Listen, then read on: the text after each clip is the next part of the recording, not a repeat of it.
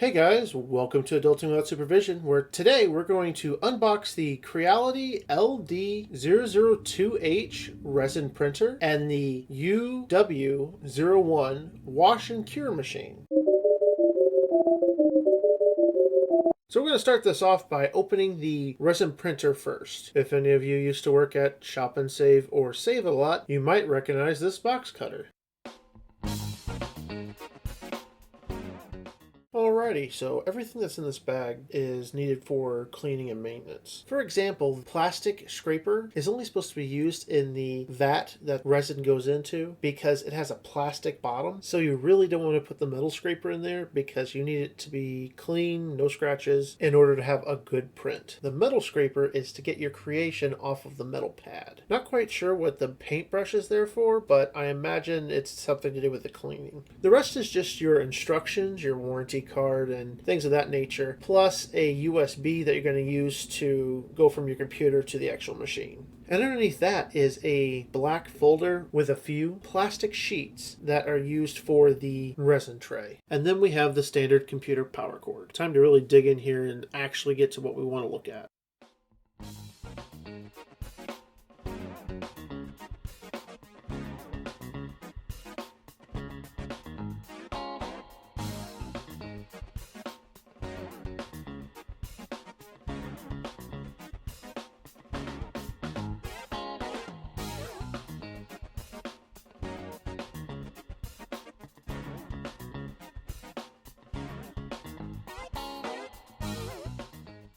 Now when you get to this foam, make sure you don't take it off before you reach into the top and grab the platform that you're printing on. I didn't see it at first, so I was just ripping it off and oh, it almost fell out. And I promise you, if that sucker hits your foot, it's gonna hurt. And here's how you take the resin pan out. Pretty simple, just make sure whenever it's time to replace it, unfortunately I didn't flip it over, there's a frame that's screwed into the bottom that's supposed to hold it to where it's super taut, like a snare drum almost. If you look up the YouTube channel called Hero Creations, he has a lot of good tips on how to do this properly.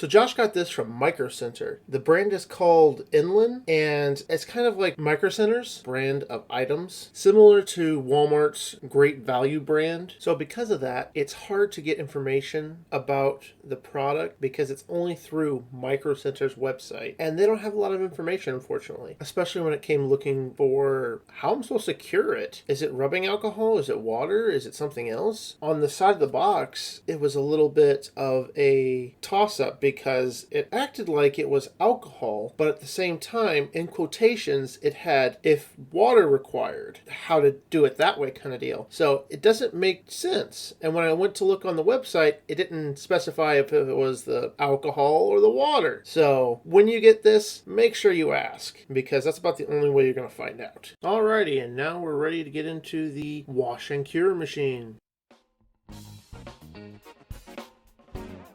Alrighty, so similar to the printer, we have our instruction manual and the warranty card. And right under that is our power supply.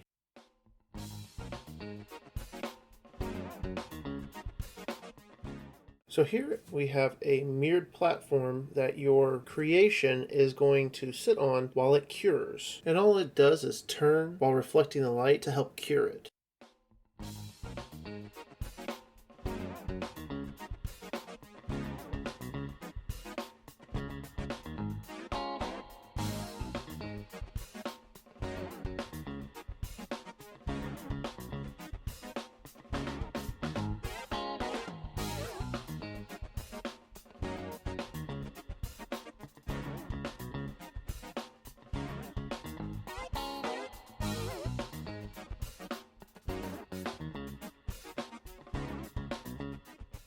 So the first little bag that you see here has your Allen keys in order to take your fan out, and there's a ball bearing in there that is used to replace the one that is for the fan inside the plastic container. And under that is your mounting brackets. Depending on the size of your creation, you can take the metal pad that the creation was made on and just hook it to where it holds it in the solution. Alternatively, you can put it in this basket after you've scraped it off of the platform, and it'll wash it that way, if that works better for you.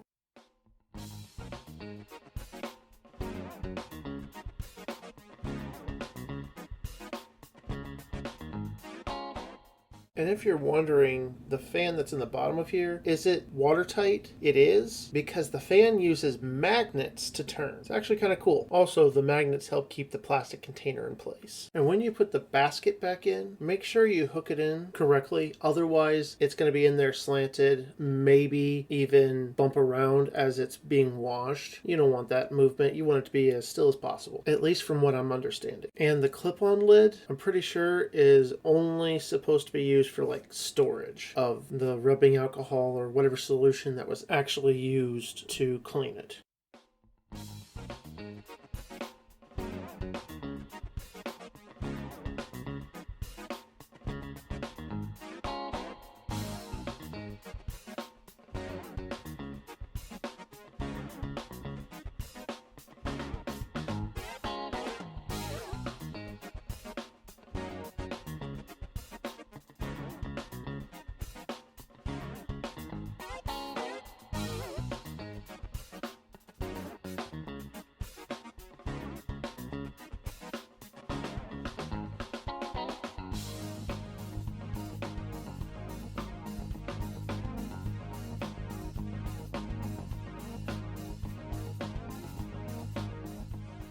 So I went ahead and grabbed the Micro Center website pricing for each of the items. This is basically the same amount that Josh paid for at the store. And this is the way I was just going to store them to make it easy. And yes, I said was going to. After unboxing and then trying to do my research for the video, I found out that this stuff is a little more toxic than we originally thought, and the room needs to have proper ventilation. Well, this is my room, and I do not have proper ventilation for this. So we ended up having to take it back. We were conflicted about making this video though, especially since we took the product back, but it wasn't the product's fault. It was ours for not doing enough research before buying. So hopefully this video will help you decide whether you want to buy it or not without going to the store, buying it, and then having to return it. It's a good product from the looks of it. We just never got a chance to use it, unfortunately. So we'll see you next time on Adulting Without Supervision. Remember, please like, comment, and subscribe to let us know how we're doing on our videos. Have a good one.